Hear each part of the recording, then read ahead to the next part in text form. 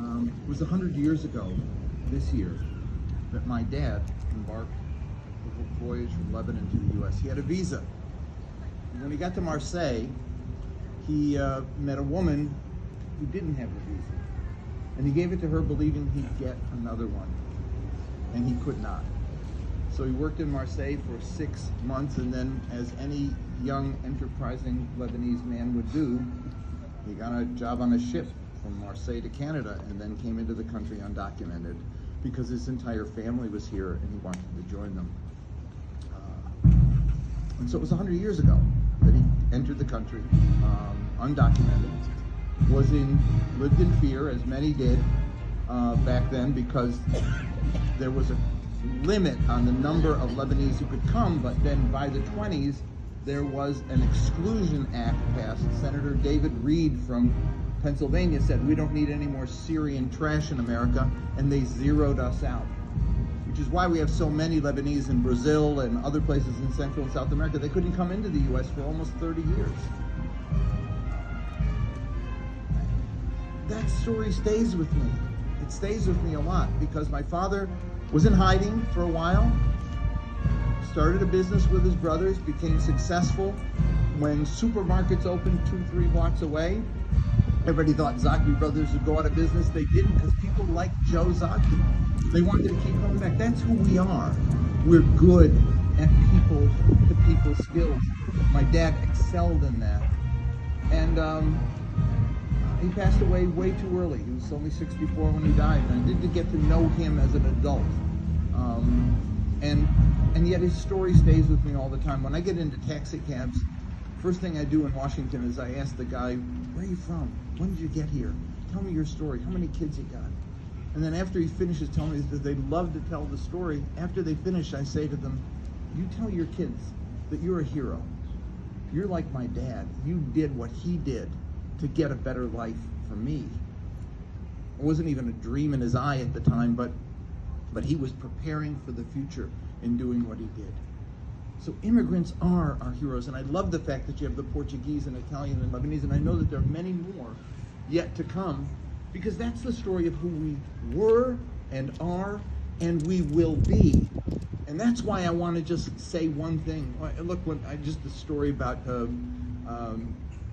Reverend Jackson, when I was nominating him for president at the convention in '84, I started this way. I said, I'm the son of an illegal immigrant. I'm going to nominate for president the great-grandson of a slave. Where else but in America could that happen? That's the best of who we are, that we rise above that and we make great things happen. And so I want to, if I could just leave you with one thing.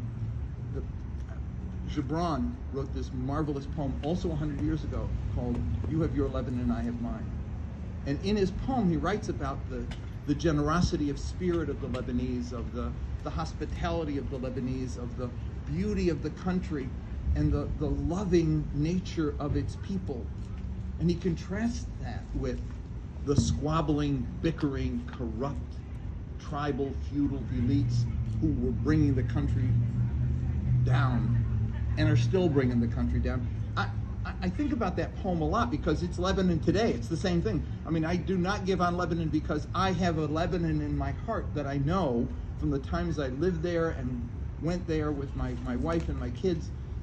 There is that Lebanon. There's also that other Lebanon that today is the one that is creating havoc in the country. But I also think about America, because you have your America and I have mine. And there's an America that is divided, an America that is dysfunctional, America that hates more than it loves, an America that is not the America that my father came to. And despite the fact that there was fear, he found acceptance, he found opportunity, he found freedom, and he passed it on to us. And you guys who fought in foreign wars, you're testament to the fact that there is that other America that sacrifices and gives for others. Let's not forget that.